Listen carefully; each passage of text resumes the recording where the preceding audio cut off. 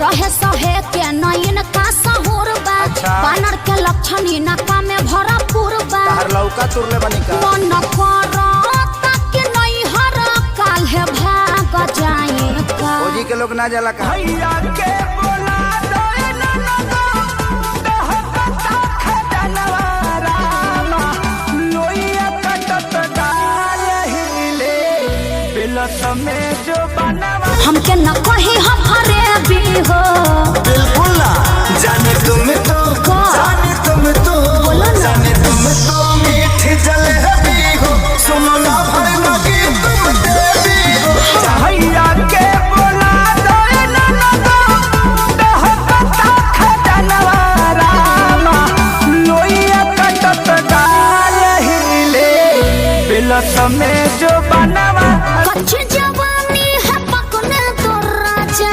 नखरे तू छोड़ गोरी बाहों में आजा। पागल हो गए हो क्या तुम? अरे चलो शुरू करते हैं। कच्ची जवानी है पकने तो राजा। नखरे तू छोड़ गोरी बाहों में आजा। अरे जा जा झूरे का गजरा बिखरने न दूंगी। डोंट वरी कुछ नहीं होगा। चल हट चला तो बहुत कड़ाई हो पढ़ब न लोभ के पढ़ाई हो। अरे मानव न जान भले भाई से तोहरा हो जाई हमारा लड़ाई हो। अब सलवा में धोसल बनी रहुआ रहुआ हा रहुआ।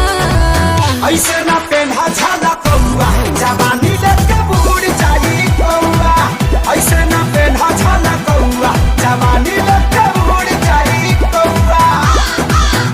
कबे से पड़ल बाड़ तू पीछा हो हमारा जस लइके न देखले बाड़ का हो।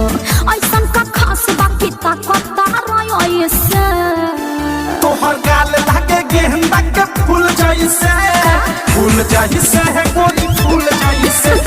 बोल गप्पा खियाई गाए सैया हमके ठंडा पियाई गाए सैया हमके आला बकसवार ना होई। का कहला तोरा रही सोन लइकी कुंवार ना होई कुंवार ना होई। अच्छा जवन नैहर में रखले याद ना हो। बात मानी धनिया के बूझी परसनिया के जनी कनिया तना हे हरजी हम हई राहु चाहे वाला कप में जहर घोल दबके बराती के चाहे में जहर घोल दबके नहीं हमर तू हम ना क्या करो।